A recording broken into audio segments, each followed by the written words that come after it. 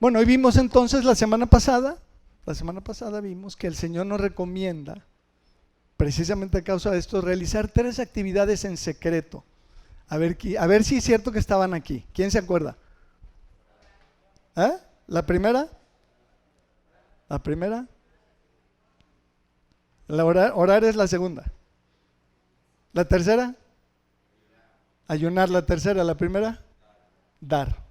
Dar, orar y ayunar son las 3 actividades que el Señor nos recomienda realizar en secreto. Precisamente porque Mateo 6:1. Lo repasamos, estamos repasando algunas cositas. Mateo 6:1, guardaos de hacer vuestra justicia delante de los hombres para ser vistos de ellos. Guárdate, dice, de vivir tu vida espiritual, tu vida cristiana, para ser visto por los demás. Guárdate de eso. De otra manera no tendréis recompensa de vuestro Padre que está en los cielos. Luego el versículo 2 dice, no hagas tocar trompeta delante de ti como hacen los hipócritas en las sinagogas y en las calles para ser alabados por los hombres. Para ser alabados por los hombres. No hagas eso. Y luego dice el Señor, de cierto os digo que ya tienen su recompensa. ¿Cuál recompensa? La alabanza de los hombres. La alabanza de los hombres. La parte fuerte de este principio es que al recibir nosotros la alabanza de los hombres por lo que hacemos, recibimos ya nuestra recompensa. Ya obtuvimos, ¿no? Esa es la recompensa de lo que estamos haciendo. Versus no ser vistos por los hombres cuando hacemos este tipo de actividades y recibir la recompensa ¿de quién? Dice, de vuestro Padre. No sé tú, pero yo prefiero recibir una respuesta de Dios, una bendición de Dios como respuesta que la alabanza de los hombres. Sí estarás de acuerdo, ¿no? ¿Sí estás? Entonces estas son 3 actividades verdaderamente importantes. La primera es dar. Vamos a adentrarnos tantito en esa. Dar. Mateo 6, 3 y 4. Ahí donde estamos. Versículo siguiente. Mas cuando tú des limosna, cuando des dinero, no sepa tu izquierda lo que hace tu derecha, dice. Wow. No sepa tu izquierda lo que hace tu derecha, para que sea tu limosna en secreto. Y tu Padre que ve en lo secreto te recompensará en público. Empieza el Señor diciendo cuando tú des. Aquí tiene 2 posibilidades. O está dando por hecho que lo vamos a hacer y que vamos a dar, entonces cuando lo hagamos. O la otra posibilidad es que nunca lo haces y cuando llegues a hacerlo, ¿no? Que es la más frecuente, ¿no? Esa es la otra acepción o la otra posibilidad. Lo hagas de tal forma que nadie se dé cuenta. Hazlo en secreto, delante de Dios, estando consciente de que Dios está viendo y oyendo absolutamente todo lo que decimos y hacemos. Sí estamos en eso, ¿verdad? Todos estamos claros de esto. Entonces no importa el sentido en el que lo hagas, no importa. Cuando lo hagamos hay que hacerlo así. Esa es la recomendación de Dios. Ahora, el tema del dinero, híjole, ustedes saben que yo no soy muy dado de predicar sobre eso, no me gusta. Tenemos necesidad del dinero, creo, la mayoría de nosotros, ¿no? Todos andamos en este. Y hay algunos principios espirituales que son muy claros en la Biblia, como este de Lucas 6:38, que te cito. ¿Vas conmigo hasta aquí? ¿Sí? ¿Sí? ¿Estás conmigo? ¿Te tengo? ¿Sí? Bien. ¿Qué dice? Lucas 6:38. Estas primeras palabritas del versículo dice, da y se os dará. Así de simple, sí, así de fácil. Da y se te dará. Wow. Y luego la palabra de Dios maravillosa no se queda ahí, dice, ¿cómo se nos va a dar? Dice, medida buena, apretada, remecida y rebosando, darán. No dice lograré, conseguiré, recuperaré, no, dice darán, te darán en tu regazo, porque con la misma medida con que medís, os volverán a medir. Y este principio de con la vara que mides serás medido está conectado con el tema de dar. Entonces, si yo doy poquito, pues recibo poquito. Esa es mi vara con la que soy medido. Y si doy mucho, recibo mucho. Hay testimonios impresionantes de cristianos que han dicho, oye, pues yo en lugar del 10 voy a dar el 15, y ahora voy a dar el 20, y ahora voy a dar el 40, y así, y están multimillonarios. Se atrevieron a dar más y comprobaron, verificaron que es un principio, un mecanismo espiritual infalible. Segunda a los Corintios capítulo 9, versículo 5, por favor, mi Dani. Por tanto, tuve por necesario exhortar a los hermanos que fuesen primero a vosotros y preparasen primero vuestra generosidad antes prometida. El contexto es que la iglesia, algunos hermanos, habían prometido dar con generosidad ciertas cantidades, no se mencionan, gracias a Dios, y además sería irrelevante porque no nos serviría hoy en día el parámetro, pero finalmente dice que estos hermanos habían prometido dar con generosidad, y entonces Pablo manda a los hermanos, dice, vayan a preparar eso, porque ellos prometieron, dice, para que esté lista como de generosidad y no como de exigencia nuestra, porque realmente el líder cristiano no debe exigir ningún tipo de aportación, de exigir. Se recomienda, se enseñan los principios, pero no se exige, ¿cierto? Pero luego el 6 dice, pero esto digo, y aquí nos vuelve a regresar al principio, el que siembra escasamente, también segará escasamente. Está hablando de agricultura, de sembrar y cosechar. Y el que siembra generosamente también segará. Una vez un hermano me lo explicó y me dijo, mira, es tan fácil como esto. Si tú tienes semilla para sembrar y siembras 10 metros cuadrados, vas a recibir o vas a recoger lo que te den esos 10 metros cuadrados. Y si tienes 1000 y siembras en 1000, pues vas a recoger lo de 1000. Y si tienes 10,000 metros, pues vas a recoger lo de 10,000 metros. Es muy sencillo. Como siempre, el Señor usa los principios de la naturaleza para ilustrarnos y enseñarnos principios espirituales. Y así es de simple, ¿no?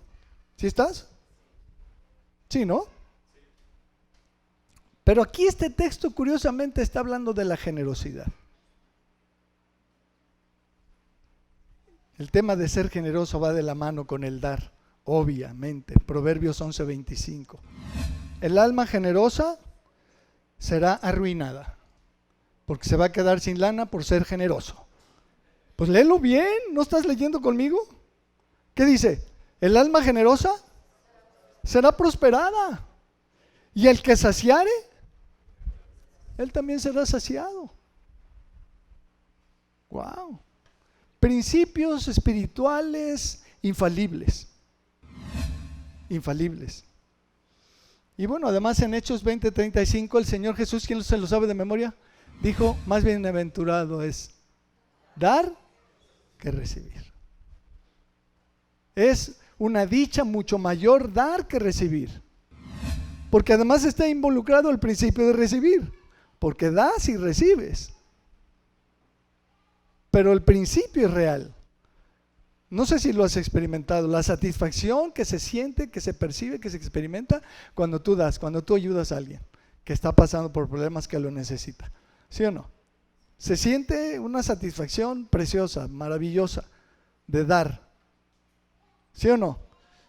Por eso dice la Escritura en otro pasaje, que no tengo la cita, dice, no lo hagas con tristeza, ni por necesidad, porque Dios ama al dador alegre. Entonces, ¿vienes a echar aquí tu sobrecito con una lágrima?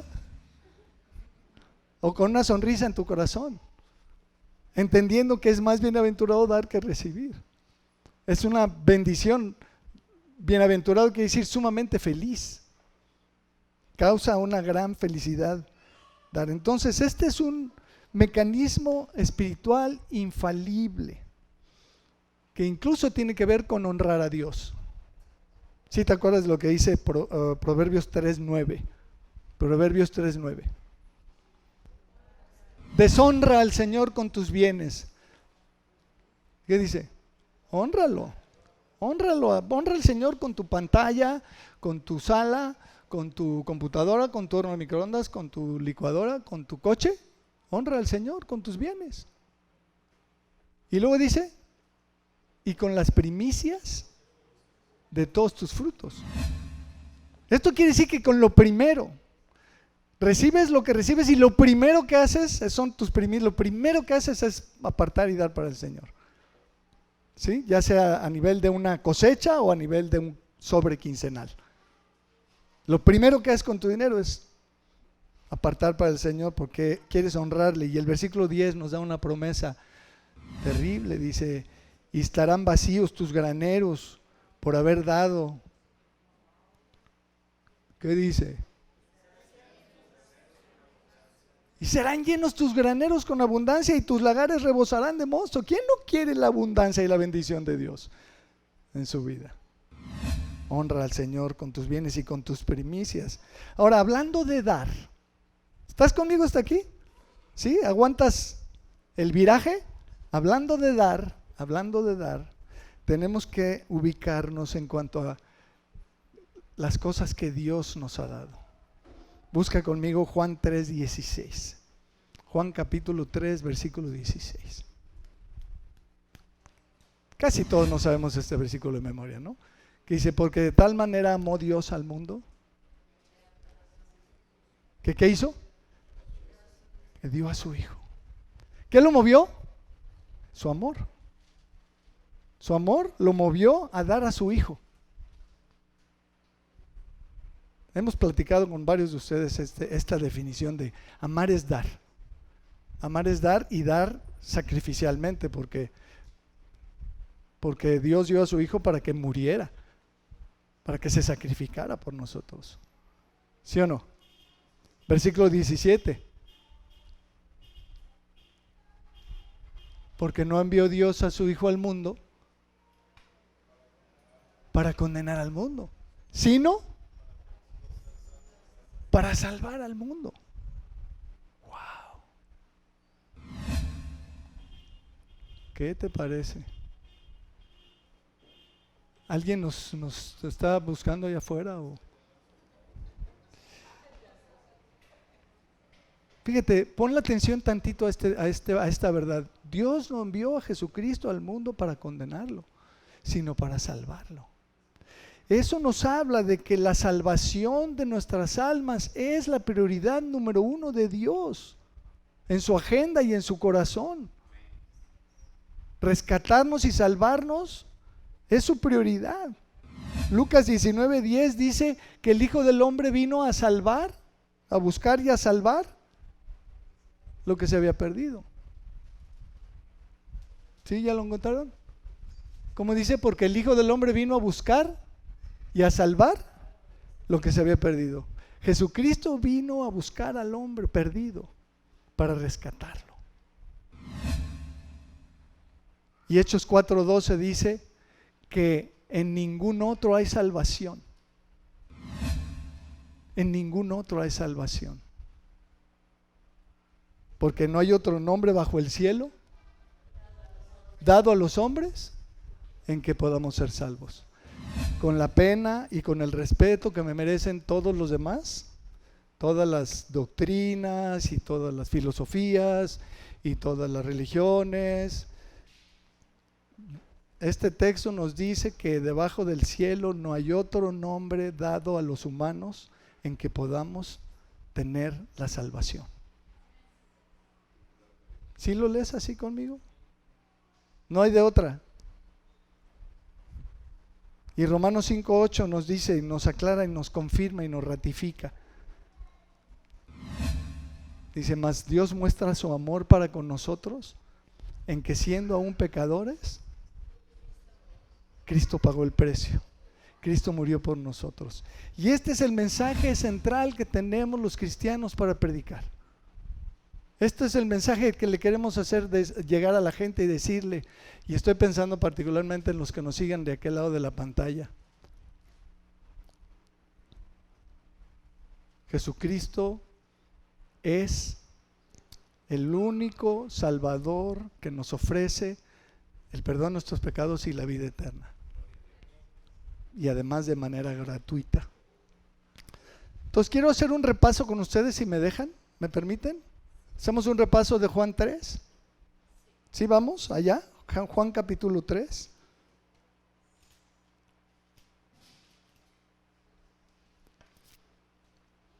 Vamos a ver algunos aspectos, vamos a hacer un repasito rápido de esta historia bíblica increíble, que es el contexto del versículo 16. Ustedes saben que a mí me gusta mucho que estudiemos el contexto siempre, porque el 3:16 dice: porque de tal manera amó Dios al mundo, que ha dado a su Hijo unigénito para que todo aquel que en Él cree no se pierda, mas tenga vida eterna. Lo acabamos de leer, pero el contexto de ese versículo pues son los versículos anteriores. Ahí mismo, en ese mismo capítulo 3, pues búscalo ahí en tu Biblia. Y es una historia. Jesús llega al punto de declarar eso en el versículo 16 porque es la consecuencia o la conclusión de un relato, de una historia en donde se encuentra con un hombre ya de edad, un hombre mayor, un rabino. Dice el versículo 1, había un hombre de los fariseos que se llamaba Nicodemo. ¿Un qué? Un principal entre los judíos. Él era un rabino de los importantes. Ahora, para ser rabino en Israel no podías estar chavito, ¿no? Tenías que tener edad y barba. Los rabinos judíos así era. Entonces este hombre, dice el versículo 2, este vino a Jesús de noche. ¿Qué quiere decir eso? Pues a escondidas, para que los demás fariseos no lo descubrieran y no lo vieran, que había venido a platicar con Jesús. Es muy representativo que lo haya hecho en lo oscurito. Dice: este vino a Jesús de noche y le dijo: Rabí, sabemos que has venido de Dios como maestro, porque nadie puede hacer estas señales si no está Dios con él. Entonces ve lo que le está diciendo Nicodemo, le está diciendo a Jesús: oye, sabemos que vienes de Dios y porque tú haces milagros increíbles y nos tienes apantallados. Y entonces Jesús, ¿qué le dice? Le contesta y le dice: claro, he venido de Dios, soy maestro y aquí están mis milagros para que los veas. Como que el Señor Jesús parece ignorar a Nicodemo en este tema, no le contesta nada respecto a lo que Nicodemo le acaba de decir, y eso suele pasar. Tenemos un montón de inquietudes, un montón de preguntas, un montón de cosas y queremos que Dios nos las conteste y Dios nos dice la cosa que debemos oír. ¿No te ha pasado? Es muy común que queremos que Dios nos responda nuestras preguntas, nuestras inquietudes, pero el Señor dice: a ver, espérate, lo que tú necesitas es esta otra información que te voy a dar. No sé a ti, a mí me ha pasado muchas veces. Respondió Jesús y le dijo: de cierto te digo que el que no naciere de nuevo no puede ver el reino de Dios. ¿Qué está diciendo Jesús? Si no naces de nuevo, no puedes entrar al cielo. No puedes ser salvo, no puedes estar allá, no puedes tener la vida eterna. Entonces Nicodemo, que era un hombre ya mayor, le dice: ¿cómo puede un hombre nacer siendo viejo? Ya estoy grande, Jesús, ¿no? ¿Cómo puedo nacer de nuevo? ¿Puede acaso entrar por segunda vez en el vientre de su madre y nacer? Ahora, analiza tantito esta respuesta, esta pregunta más bien que le hace Nicodemo, o sea, volver a entrar en el vientre de mamá para volver a nacer. O sea, Nicodemo en cierto sentido se está burlando de Jesús, un poquito, le está diciendo: oye, a ver, ¿de qué me estás hablando, muchachito? Porque Jesús era un joven de 30 años, ¿no? Este viejazo principal entre los judíos, rabino de rabino, estaba ahí. ¿Me estás diciendo que me meta de nuevo en el vientre de mamá? Nicodemo sabía perfectamente que eso no era posible. ¿Cuándo se ha visto que un adulto pueda entrar en el vientre de su madre y volver a nacer? Por supuesto que no está hablando de eso. Pero eso es lo que le contesta, ¿no? Y entonces Jesús, que tiene una paciencia infinita con nosotros, le responde, le dice: de cierto te digo que el que no naciere de agua y del Espíritu, no puede entrar. No puede entrar. Bueno, y hoy sabemos todos porque la ciencia nos lo ha demostrado, y las mamás saben perfectamente que el bebé viene en una bolsa de agua. Y que la fuente se rompe y cuando nace el bebé, sale un montón de agua. Es el nacimiento físico. Pero hay otro. Jesús dice, hay nacimiento de agua y el del Espíritu. Y entonces el Señor en el 6 le dice, le aclara la diferencia entre los dos. Le dice, lo que es nacido de la carne es carne, y lo que es nacido del Espíritu, Espíritu es. No te maravilles de que te dije, os es necesario nacer de nuevo. Y entonces el Señor, como acostumbraba siempre, le pone un ejemplo de la naturaleza. Él siempre ponía ejemplos y decía, mirad las aves del cielo y vean cómo las flores tan hermosas que ni Salomón, etcétera, ¿no? ¿Se acuerdan? Y aquí le dice, el viento sopla de donde quiere y oye su sonido, mas ni sabes de dónde viene ni a dónde va. Así es todo aquel que es nacido del Espíritu. O sea, como el viento, lo puedes percibir, porque el viento se percibe, pero no es algo físico. El nacimiento espiritual es como el viento, es algo que no se ve, es algo espiritual. ¿Qué dice luego? Respondió Nicodemo y le dijo, ¿cómo puede hacerse esto? ¿Cómo? ¿Cómo se puede volver a nacer? Respondió Jesús y le dijo, ¿eres tú maestro de Israel y no sabes? Me encanta el Señor. Me encanta el Señor, ¿no? ¿Sí o no? De cierto te digo que lo que sabemos hablamos y lo que hemos visto testificamos y no recibir nuestro testimonio. O sea, los que enseñas, cuate, ¿no? ¿De qué hablas cuando hablas, no? Versículo 12, si os he dicho cosas terrenales y no creéis, ¿cómo creéis si os dijere las celestiales? Y aquí el Señor Jesús confronta la realidad de Nicodemo. Su problema era que no creía lo que se le estaba diciendo, no que no entendía. Sí lo entendía, por supuesto, porque es fácil de entender, pero no creía. Y Jesús lo confronta y le dice, te estoy diciendo cosas terrenales y no crees. Ahora, el nuevo nacimiento es algo terrenal, 100%.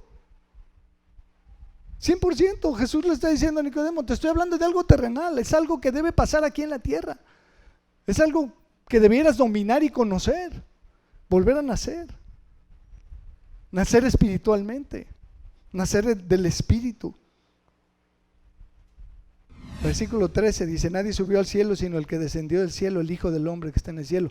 Y como Moisés, y aquí sí te voy a pedir que me des toda tu atención, y como Moisés levantó la serpiente en el desierto, así es necesario que el Hijo del Hombre sea levantado, para que todo aquel que en él cree no se pierda, mas tenga vida eterna. Esto quiere decir que el ser humano está en riesgo de perderse eternamente.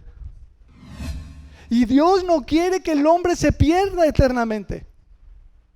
Dios quiere que el hombre tenga la vida eterna y la salvación eterna. Y a eso vino Jesucristo, a traérnosla, a ofrecérnosla. Y entonces el 16 dice, porque de tal manera amó Dios al mundo. Pero ya sacó a colación ahí a Moisés y una serpiente en el desierto. Números 21:4. Después partieron del monte de Hor camino del Mar Rojo para rodear la tierra de Edom, y se desanimó el pueblo por el camino, y habló el pueblo contra Dios y contra Moisés.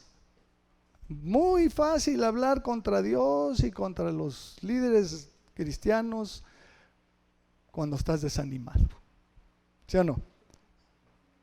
¿Por qué nos hiciste subir de Egipto para que muramos en este desierto? Pues no hay pan ni agua y nuestra alma tiene fastidio de este pan tan liviano. ¿Se acuerdan que comían el maná? Y Jehová envió entre el pueblo serpientes ardientes. Esta palabra ardientes en el hebreo quiere decir muy venenosas, muy venenosas. Eso que no quiere decir que estaban calientes, si las tocabas te quemaban, no. Quiere decir que si te mordían, te morías en minutos. Muy venenosas, que mordían al pueblo. Y murió un poco pueblo. ¿Cuántos? Mucho pueblo de Israel.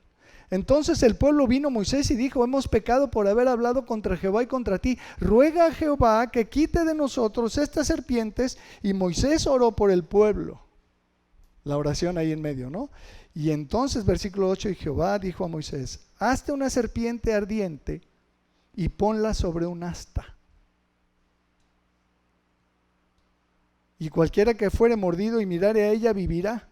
Y Moisés hizo una serpiente de bronce, de metal, y la puso sobre un asta. Y cuando alguna serpiente mordía a alguno, miraba a la serpiente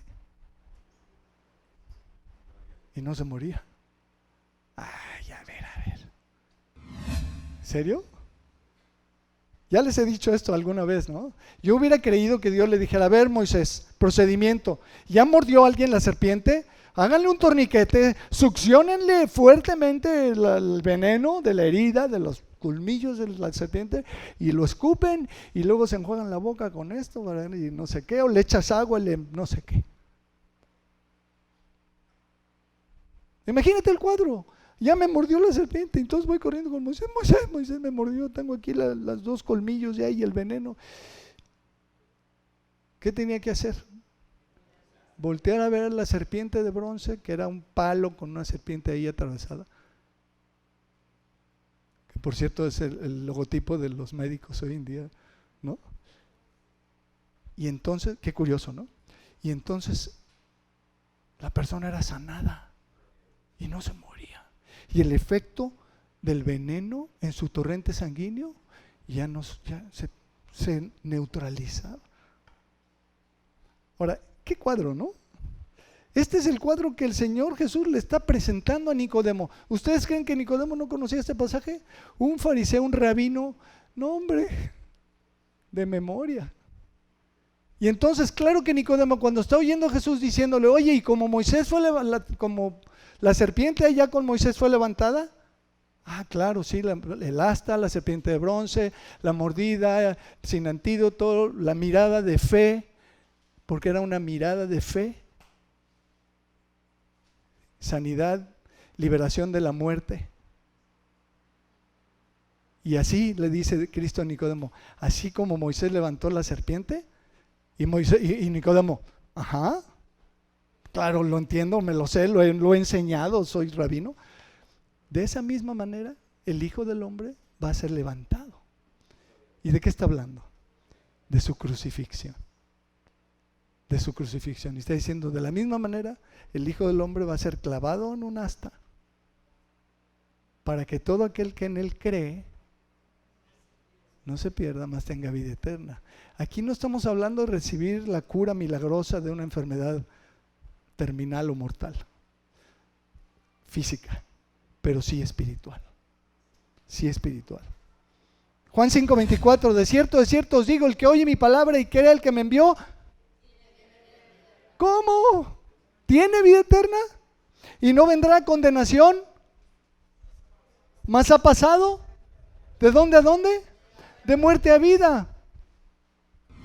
Y es que exactamente, aunque se muera, la fe en Jesucristo nos libra de la muerte eterna. No vendrá condenación, mas ha pasado de muerte a vida. No está hablando con cadáveres, está hablando de personas vivas físicamente, que pasamos de un estado espiritual a otro. Eso mismo dice Colosenses 2:13, por favor. Dice: y a vosotros, a nosotros, estando muertos en pecados. ¿Cómo estábamos? Muertos en pecados y en la incircuncisión de nuestra carne, nos dio vida juntamente con Él. ¿Cómo? ¿Cómo? Perdonándonos. ¿Define todos? Aleluya. Perdonándonos todos los pecados. Estábamos muertos espiritualmente y volvimos a nacer y nos dio la vida perdonándonos todos los pecados. Claro, ya estábamos vivos, puesto que éramos personas cargadas de pecados. ¿Sí estás? A las que nos perdonó. Y al perdonarnos nos pasó de un estado a otro. Efesios capítulo 2, versículo 1.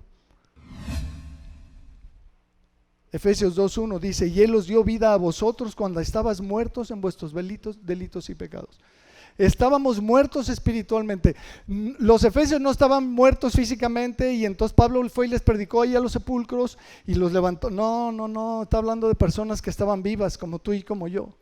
A los que fue y les predicó y se convierten y les dice, y él les dio vida a ustedes, a los efesios, cuando estaban muertos en sus delitos y pecados.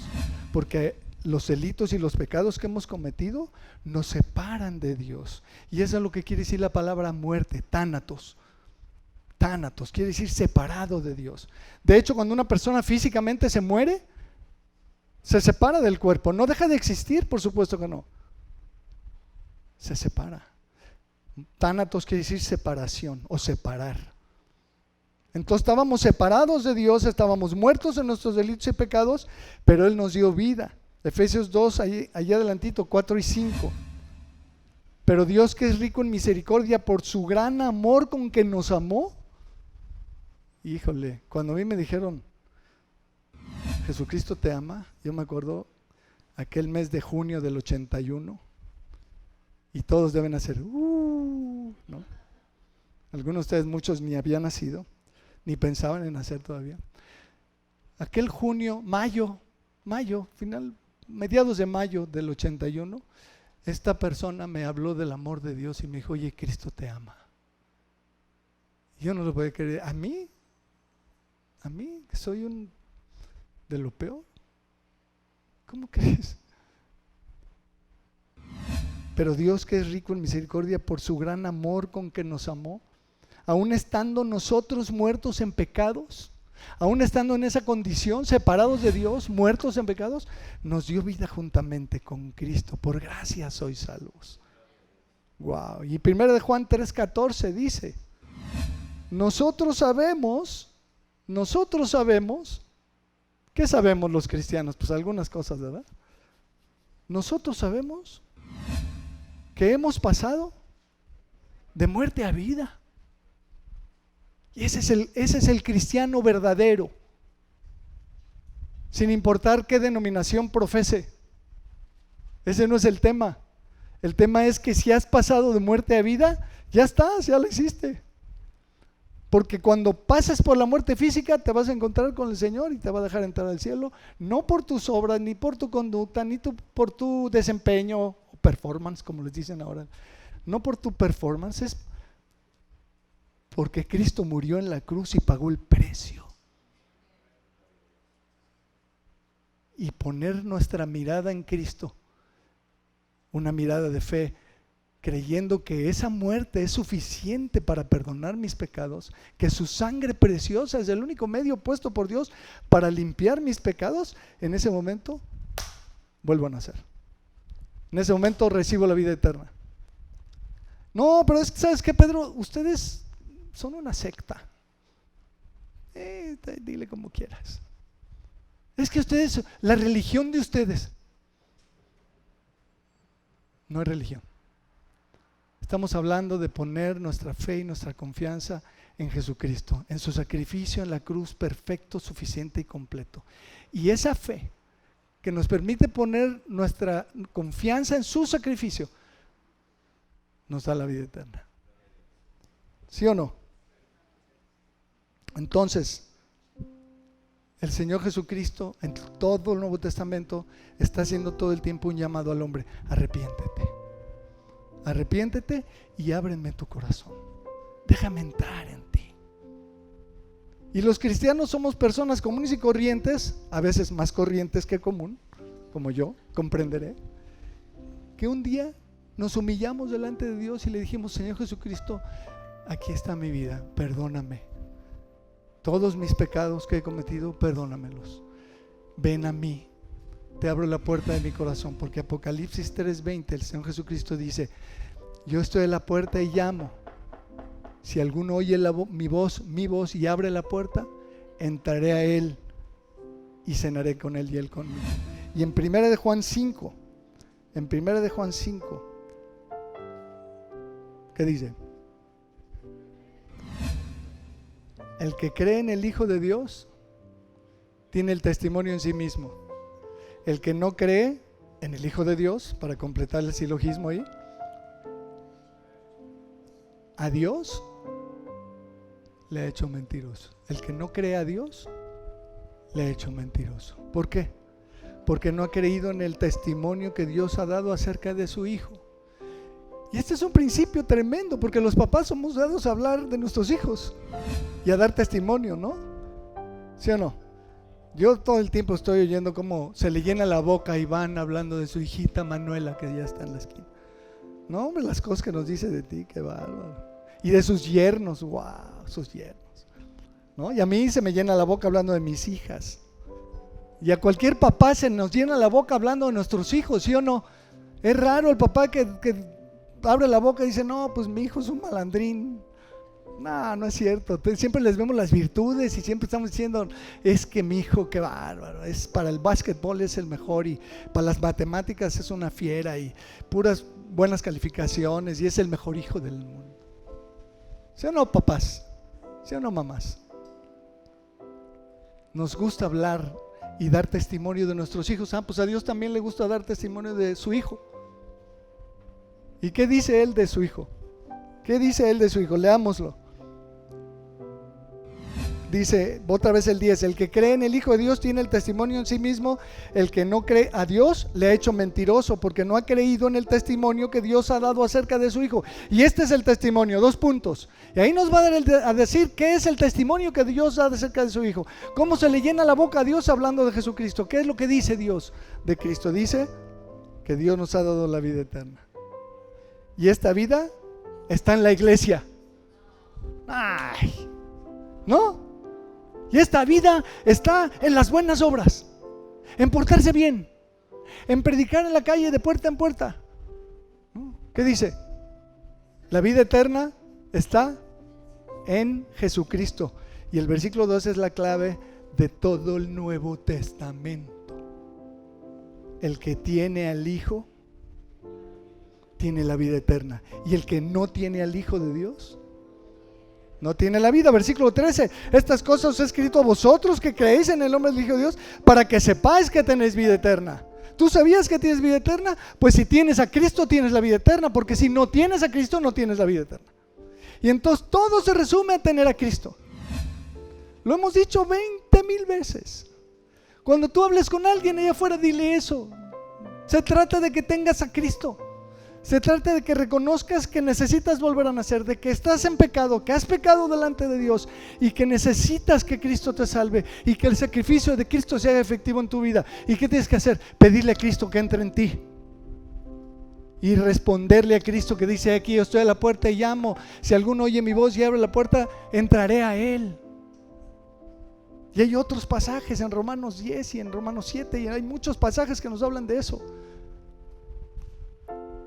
de recibir a Cristo. Se trata de que tú le pidas a Cristo que entre en ti. Señor, ven a mí. Yo lo hice y he visto a muchas otras personas hacerlo en estos 41 años que tengo de convertido. Lo hice un 5 o 6 de junio, no me acuerdo si era 5 o 6 de junio, a las 11:30 de la noche, más o menos. No me acuerdo qué palabras le dije, pero le dije: Señor, aquí estoy, te necesito, perdóname. Y me acuerdo que le confesé algunos pecados. No se los voy a contar, no sean chismosos. Y esa noche le dije: Señor, aquí están mis pecados, perdóname, te necesito. Por supuesto que yo ya creía en Jesucristo, por supuesto que yo sabía que Jesucristo era el Salvador del mundo, por supuesto, pues mis papás me lo habían enseñado desde chiquito, pero nunca había invitado a Cristo a entrar en mi vida. Y ese día le abrí mi corazón, le pedí, le dije: Señor, entra en mí, entra en mí. Por favor, si tú no le has pedido a Jesucristo que entre en tu vida, hazlo. Pídele perdón y dile: Señor, entra en mí, y espérate a ver qué pasa. Te vas a sorprender. Y ese es el tema. Cuando tú invites a Cristo a entrar en ti, Él te va a empezar a cambiar desde adentro para afuera. Lo que Freud decía, el cambio iatrogénico, decía él, iatrogénico, de adentro hacia afuera. Porque el cambio impuesto de afuera para adentro no funciona, te dura muy poquito. Pero cuando cambias de adentro hacia afuera, pero a ver quién puede cambiar de adentro para afuera, con la presencia de Jesucristo en tu vida, Él hace los cambios. Amén. Entonces prediquémosle esto a las personas, a ustedes que nos escuchan allá. Ese es el mensaje que tenemos. Entrégale tu vida a Cristo, pídele que entre en ti, pídele perdón, reconócelo, reconoce tu necesidad y experimenta su presencia. Oramos. Señor, te agradecemos. Gracias, Señor, por esta historia de Nicodemo, por esta historia de Moisés, de la serpiente clavada en esa asta, y cómo es que tú le diste la interpretación y la aplicación perfecta de aquel evento a Nicodemo y a nosotros. Muchas gracias, muchas gracias. Y yo te quiero rogar, Señor, por los que estamos aquí y por los que nos siguen allá detrás de las cámaras, que si hay alguien, Señor, que nunca ha tenido este encuentro contigo y ha recibido el perdón y ha recibido tu presencia en su corazón, que tú le muevas, que tú le toques, que no ceses de hablar con él o con ella y de convencerle de estas cosas, Señor, porque tu palabra es verdad. Quita, Señor, cualquier estorbo de la mente. Permítenos verte a ti, solamente a ti, Señor, y lo que nos das, lo que nos ofreces. Gracias porque tú diste y porque nosotros hemos recibido lo más importante de la vida, que es la vida eterna, Señor, la salvación de nuestras almas, el perdón de nuestros pecados. Gracias. En el nombre de Jesús oramos. Amén. Un saludo a los que nos siguen de aquel lado de la pantalla. Que Dios les bendiga.